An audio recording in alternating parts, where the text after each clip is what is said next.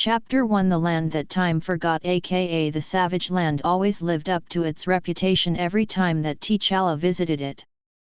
Presently he thought about that point as the giant boa constrictor broke through the thick jungle tree trunks on its way back to eat him. T'Challa had been scouting the terrain around his transport ship when the beast had attacked and he had punched it on the mouth. T'Challa detested needless killing, so he teleported out of the path of the snake's second assault.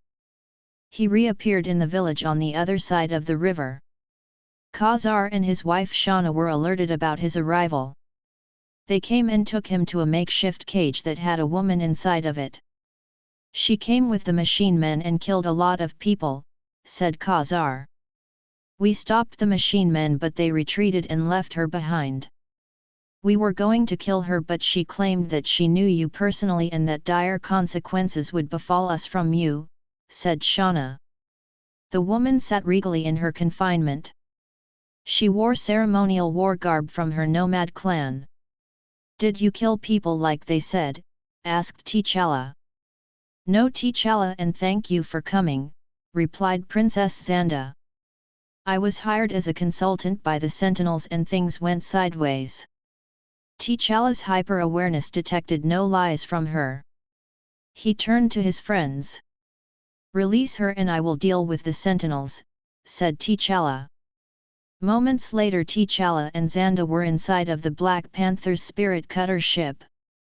The boa constrictor tried to ram its head through the cockpit but T'Challa ignored the beast and piloted the ship into the supernatural realm. "Tell me everything that happened," said T'Challa. Chapter 2 The Rocketeers flew over the Nairobi desert city. Their yellow jackets blended seamlessly with the dusky sky. T'Challa counted 3 squadrons which were made up of 50 flyers. He barely heard the engines of the jet backpacks, so the squadron reminded him of birds gliding across a cool evening.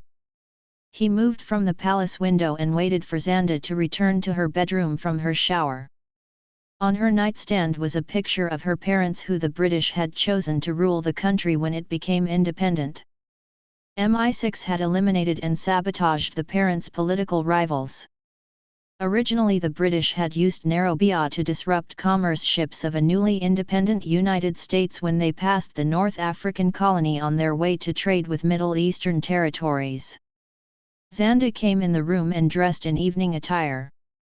No words passed between the two rulers. Then she said passively, "My nuclear missiles can strike the Sentinel Nation in 10 minutes. T'Challa did not bother to respond because nuclear power was useless in the new age of Omega mutant nations and Omega Sentinels. The savage land was created by aliens to be a nature preserve for the Earth that housed a Charles Darwin-like version of missing link species.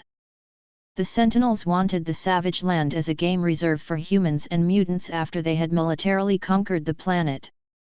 T'Challa deduced the Machine Nation's plan from Zanda's version of why she was in the savage land.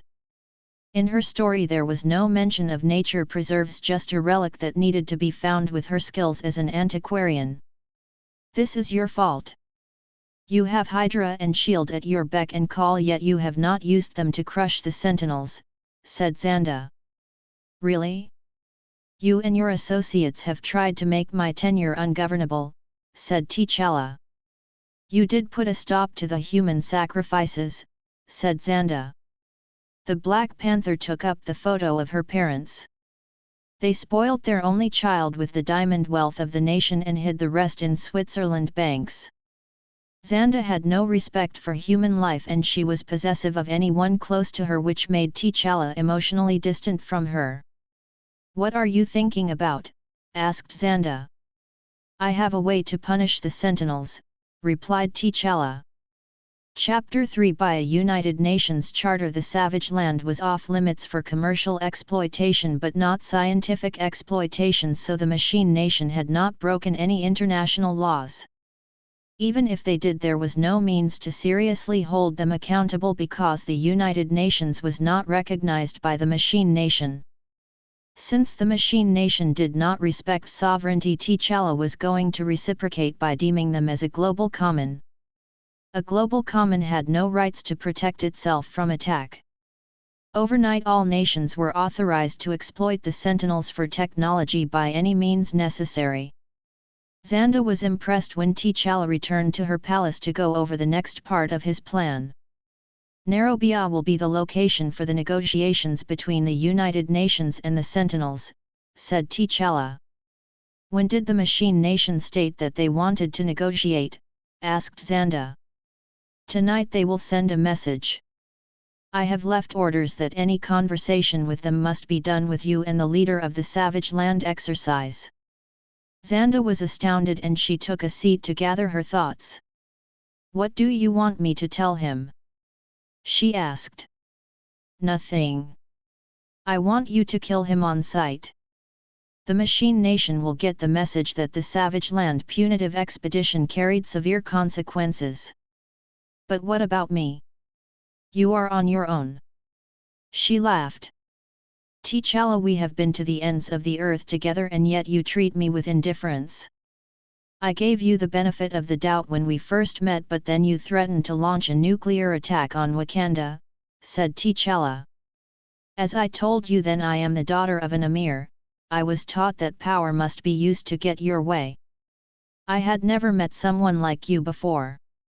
When I look back on it, you could have destroyed this palace with me inside of it on a whim. I had my reasons for sparing Nairobi. Do you have the necessary weapon to kill the Sentinel? I should have one in my collection of artifacts.